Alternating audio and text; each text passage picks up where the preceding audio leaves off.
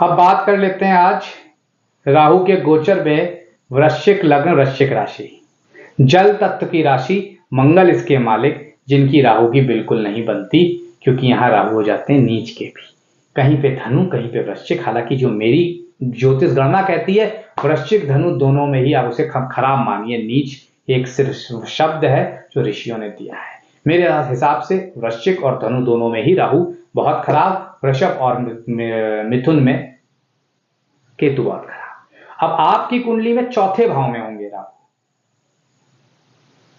और पंचम भाव, दसम भाव में केतु। ये स्थिति बहुत अच्छी नहीं कही जा सकती। चौथा जहां सुख शांति का है, घर के माता पिता माता का है, घर की शांति का है, घर गाड़ी बंगले का, वहां राहु की स्थिति घर गाड़ी बंगले में रुकावटें देगी, लेते लेते डील नहीं होगी, अपना घर नहीं हो पाएगा, माता से अनबन हो सकती है, माता को कष्ट हो सकता है। केतु दशम का अननोन फियर देता रहेगा नौकरी में, पिता से अनबन, पिता के पैसों में अनबन हो सकती है, पिता को सुख देना चाहेंगे दे नहीं पाएंगे, पिता से अच्छे बना के रखना चाहेंगे रख नहीं पाएंगे। तो ये गोचर बहुत मुफीद, बहुत अच्छा नहीं कहा जा सकता। उसी के लिए नौकरी व्यापार से लेकर उपाय तक सब बताएंगे, बस वीडियो में बने रहना है।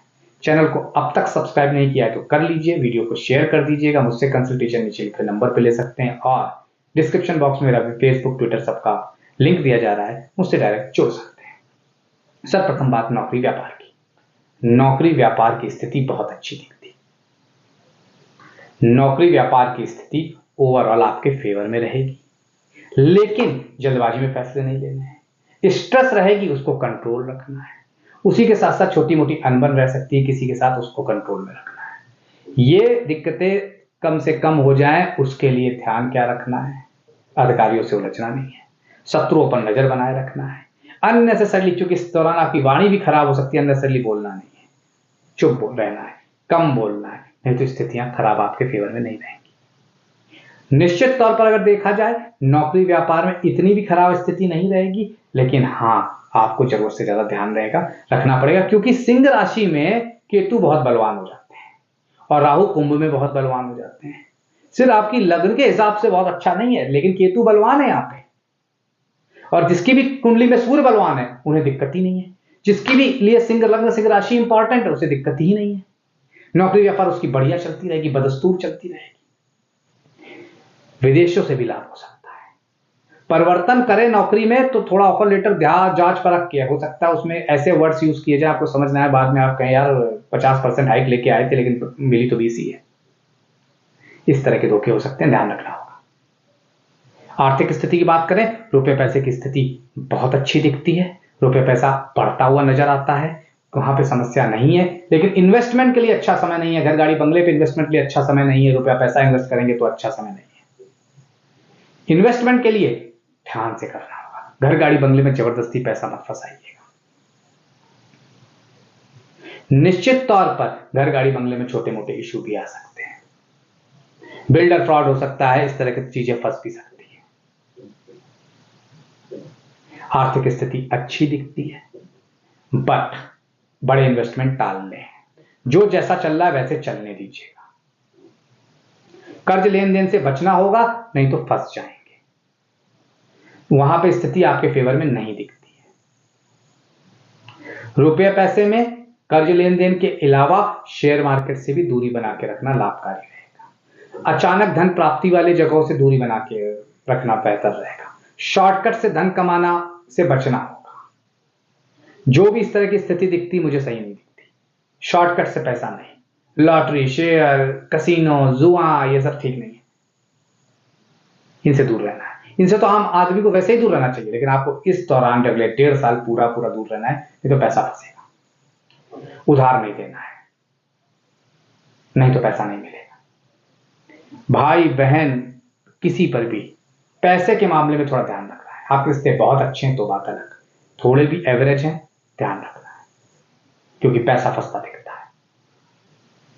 इस दौरान विदेशों में पैसा व्यय हो सकता है, वहां पे ध्यान रखना है। पड़ोसियों से अनबन हो सकती है, वहां पे ध्यान रखना है।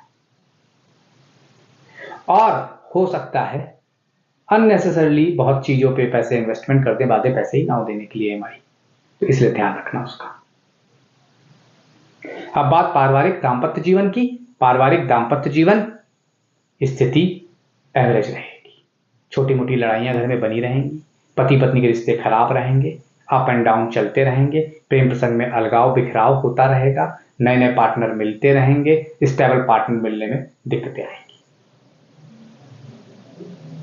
फिर माता से रिश्ते खराब होंगे, घर में सुख शांति की कमी रहेगी, घर में आसानी से लोगों से बनेगी नहीं, पैतृक संपत्ति में नुकसान हो सकता है,